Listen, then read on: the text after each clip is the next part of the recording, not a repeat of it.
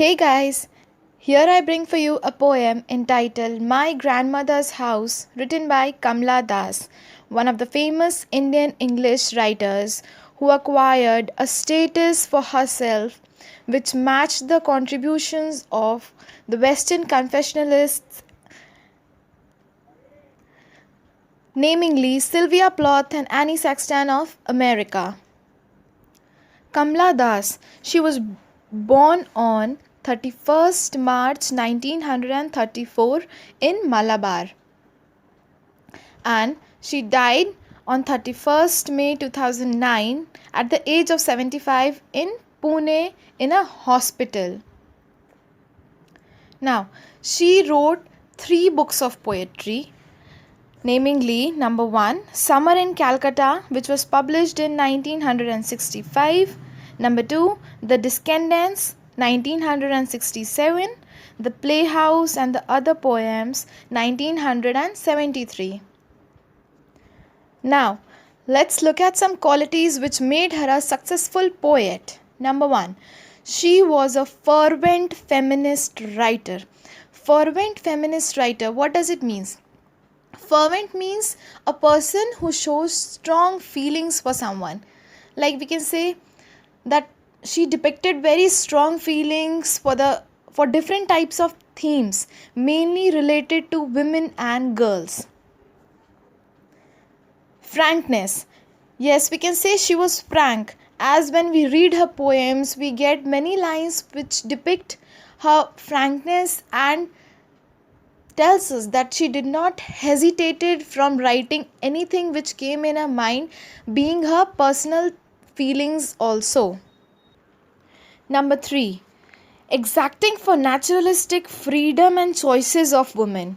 We can see that in older days, even now, women were not given freedom as boys were given. They were not allowed to marry themselves according to their wish.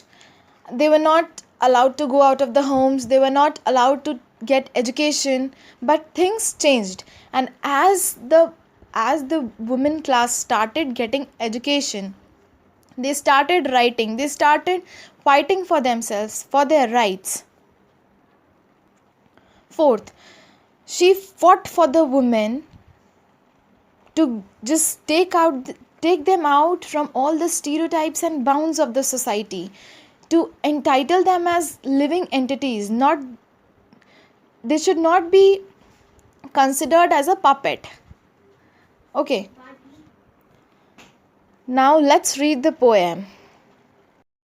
The poem in total is of 16 lines. Okay, and when we read the poem, we'll get to know that the poem is written in a pre-lapsarian style. Okay, pre-lapsarian style. What does this mean? Pre-lapsarian means that it harks back the childhood of the poet, and it is associating with her present life meaningfully. वो अपने सारे बचपन के यादों को अपने poem में एक कंट्रास्ट के साथ, एक कंपैरिजन बना करके प्रेजेंट की है. Okay, she has presented her poem, her present time when she was writing the poem with her childhood. She has made a contrast between the two, and this contrast is known as pre-lapsarian style. And Kamla Das's childhood is associated with the Nalapat house, her family home in Malabar, Kerala. Okay, now beginning with the poem. There is a house now far away where once I received love. That woman died. The house withdrew into silence. Snakes moved among books. I was then too young. What does this mean? It means that in her childhood she lived in the Nalapat house in Malabar, but now she's far away from that place.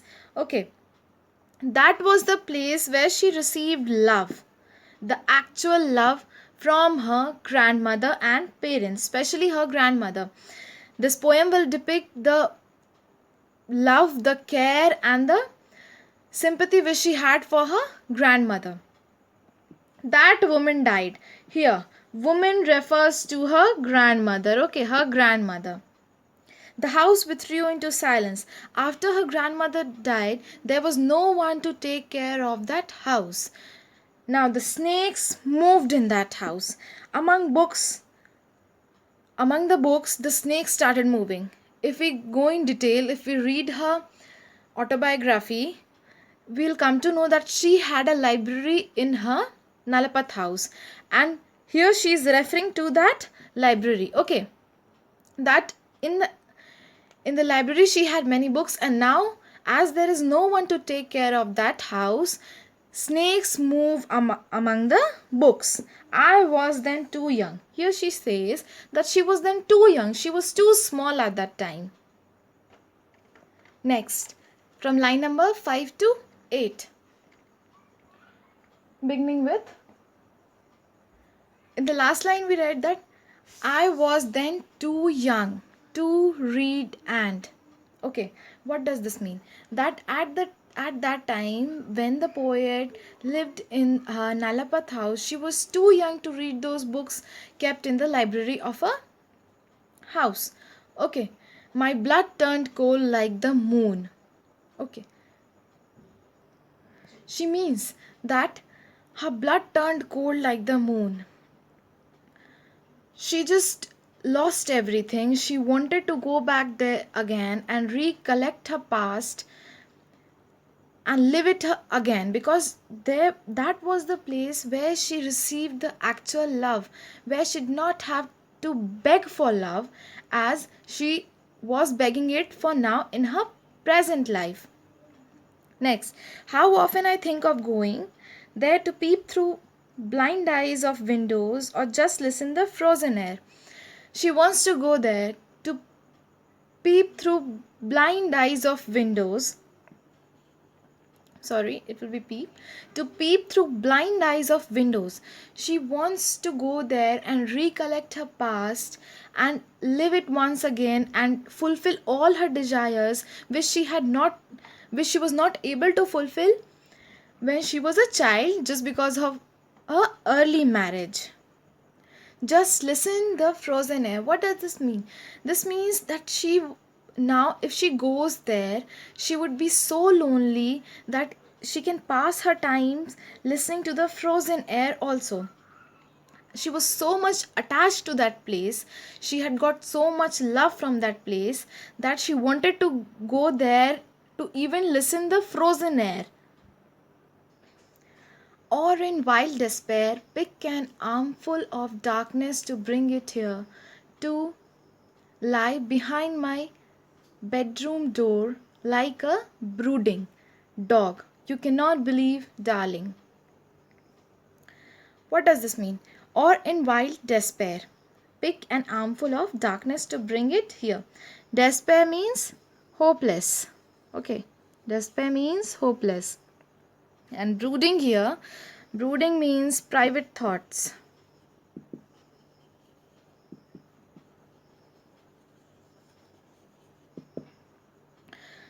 She wants to bring that hopelessness and that, sorry, or in wild despair, or in that hopelessness, she wants to just bring her thoughts, the deep private thoughts which she had with her grandmother, with her family, behind her bedroom door.